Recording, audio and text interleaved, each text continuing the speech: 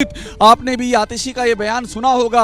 चूंकि आप लगातार ग्राउंड से रिपोर्टिंग कर रहे हैं, आप आईटीओ बैराज पर भी गए, आप उस रेगुलेटर पर भी गए हैं, आप जरा मुझे इसका ये समझाइए, ये जो आरोप लगाए जा रहे हैं ये और जो जमीनी हकीकत है वो दोनों में क्या फासला है? अंकित।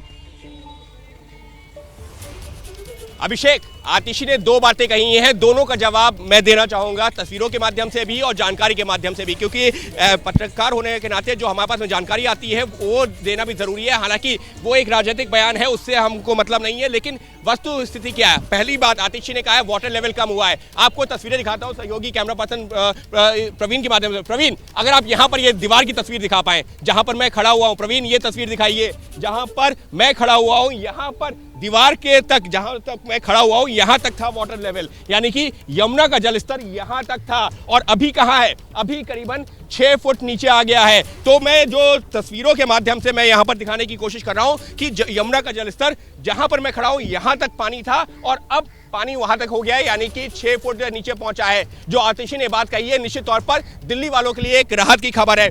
प्रवीण, आप तस्वीरें दिखाते रहिए। अब बात हथनीकुंड बैराज की, जो आतिशी ने कही है कि वहां पर जो दिल्ली की तरफ जब पानी छोड़ दिया गया, जो यूपी की तरफ जाने वाला जो कैनाल था उसमें पानी नहीं छोड़ा गया। अभिषेक, 4 दिन पहले जब मैं हथनीकुंड बैराज पर था, मैंने भी वहां पर अधिकारियों से बात की थी, तो उन्होंने जो एक महत्वपूर्ण जानकारी दी है। देखिए, कैनाल में पानी कम छोड़ा जा सकता है, कैनाल में इतना पानी नहीं छोड़ा जा सकता, फिर चाहे वो दिल्ली की तरफ आने वाली कैनाल हो या यूपी की तरफ जाने वाली कैनाल हो, कैनाल में उतना ही पानी छोड़ा जाता है जितने की राज्य सरकार की डिमांड होती है या फिर जितनी कैपेसिटी होती है पानी देने की हथनीकुंड बैराज से। लेकिन जब बाढ़ आती है, यहाँ पर लाखों जो क्यूसेक पानी आता है, तो वो पानी किसी कैनाल में छोड़ा ही नहीं जा सकता, वो पानी तो आपको नदी में छोड़ना होगा। और वहां पर यमुना नदी है, यमुना नदी में ही वो पानी छोड़ा गया। बिल्कुल ठीक कह रहे हैं। देखिए, आप जो कह रहे हैं हमारा भी यही मकसद है कि आप जमीनी रिपोर्ट, चूंकि आप हथनीकुंड बैराज गए थे, मुझे याद था, मैं यही कह रहा था कि जमीनी रिपोर्ट समझाइए। हम ना इधर खड़े हैं ना उधर खड़े हैं, हम सिर्फ तथ्यों के साथ में खड़े हैं। और आपको बता दें कि दिल्ली में बाढ़ पर सियासत गरमा गई है, बीजेपी ने पलटवार किया है। बीजेपी ने यह कहा है कि सीएम को सुझाव दे रहे हैं कि वो सिर्फ दिल्ली पर फोकस करें। एमसीडी सो रही है और सीएम आराम फरमा रहे हैं। पहले दिन से हम मदद कर रहे हैं। सुनिए बीजेपी की ओर से क्या कहा जा रहा है।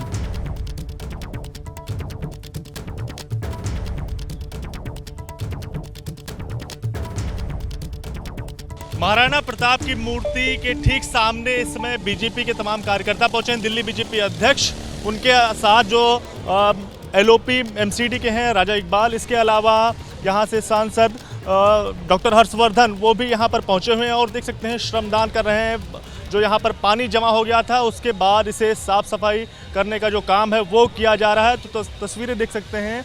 ये रास्ता अगर बात की जाए तो आउटर रिंग रोड की ओर जाता है, लाल किले की ओर ये रास्ता जाता है और यहाँ पर काफ़ी ज़्यादा पानी इकट्ठा हो गया था और जिसके साफ़ सफाई का जो काम है वो फिलहाल यहाँ पर बीजेपी के तमाम जो कार्यकर्ता हैं वो कर रहे हैं। दिल्ली बीजेपी अध्यक्ष भी यहाँ पर पहुँचे हुए थे, उन्होंने श्रमदान किया है। हम उन्हीं से बात करेंगे। सर, यहाँ पर सर आप लोग पहुँचे हैं, श्रमदान कर रहे हैं, क्या कहना चाहेंगे, क्या संदेश है इसका? पानी का बहाव अब कम हो गया है। मेन रोड पे अगर थोड़ा थोड़ा पानी भी है, अगर दिल्ली वाले सब मिलकर इसको निकालेंगे तो यातायात व्यवस्थित होगा, लोगों को कामकाज पे जाने में आसानी होगी। क्योंकि एमसीडी तो सो रही है और दिल्ली के मुख्यमंत्री इस समय राजमहल में आराम फरमा रहे होंगे और जब ये काम होना शुरू हो जाएगा तो रात को दोपहर को 3 बजे आके फ़ोटो खिंचाने के लिए आ जाएंगे। तो ये उनको संदेश है कि ये काम आपका था, एमसीडी आपके पास है, लेकिन आप सो रहे हैं। क्या आप दिल्ली के मुख्यमंत्री अरविंद केजरीवाल से अपील करेंगे कि वो भी सड़कों पर उतरे, जनता के बीच जाएं और इस तरह के श्रमदान करें? वो जब भी सड़कों पर उतरेंगे तो दोषारोपण करेंगे, फिर किसी न किसी को कहेंगे कि ये सड़क तो मेरे पास नहीं थी, ये सड़क तो इस डिपार्टमेंट के पास थी। तो उनसे हम उम्मीद नहीं करते, इसलिए हम दिल्ली वाले से ये अपील कर रहे हैं कि अपने घरों से बाहर निकले, जहाँ जहाँ आप गंदगी देख रहे हैं सफाई व्यवस्था अपने हाथ में ले, उसको ठीक करें। डॉक्टर हर्षवर्धन भी यहाँ पर पहुँचे हुए हैं। सर, यहाँ पर पहुँचे हैं, क्या संदेश देने की कोशिश है? नहीं, संदेश कुछ नहीं। देखिए, हम तो पहले दिन से हमारे पार्टी के सभी कार्यकर्ता जो लोग तकलीफ़ में है, जो इस फ्लडिंग के कारण जिनको अपना घर बार छोड़ना पड़ गया और घर बार से दूर कहीं दूसरे ठिकानों पर उनको रखा गया है, उनके खाने की, रहने की, उनकी रोज़मर्रा की चीज़ों की ज़रूरत की, ये सारी व्यवस्थाएं हमारे कार्यकर्ता कर रहे हैं। हम स्वयं भी अपने कार्यकर्ताओं के साथ मदद कर रहे हैं। अब जैसे पानी कम होना शुरू हुआ है तो स्वाभाविक है कि ये इस तरह की थोड़ी सी समस्याएं आएंगी, सफाई की, दूसरी चीज़ों की, पानी के कलेक्शन की।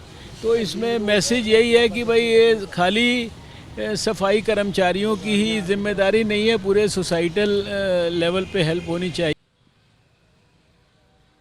तो आपने देखा, आपने आम आदमी पार्टी का पक्ष सुना, आपने बीजेपी का पक्ष सुना, और मेरे बार बार ज़हन में ख्याल आ रहा है कि देखिए मैं सिविल लाइंस इलाके में हूँ, सबसे पॉश इलाका, और यहाँ पर गर्दन तक पानी में मैं डूबा हुआ हूँ। लेकिन ये जो सियासतदान हैं, इनकी सियासत का पानी तो सर को पार कर चुका है, ये मुझसे भी ज़्यादा गहरे में हैं। मैं तो इस पानी से उबर भी जाऊँगा कुछ देर बाद, लेकिन ये उस पानी से शायद कभी उबर ना पाएंगे। पत्रकारिता कोई इमोशन नहीं है, ना अपना कोई ज्ञान देना है और ना कोई विचार थोपना है। पत्रकारिता क्या है? पत्रकारिता का मतलब है सही जानकारी इकट्ठा करना और तथ्य बताना। पत्रकारिता आज जितने महत्वपूर्ण दौर में है, शायद पहले नहीं थी। इस दौर से निकलने के लिए सिर्फ सच दिखाने की जरूरत है, वो सच जो आपके हित को आगे रखे। इसलिए अब रात 9 बजे प्राइम टाइम नहीं होगा, ये आपका टाइम है। जगविंदर पटियाल के साथ देखिए पब्लिक इंटरेस्ट 17 जुलाई से सोमवार से शुक्रवार रात 9 बजे सिर्फ एबीपी न्यूज पर।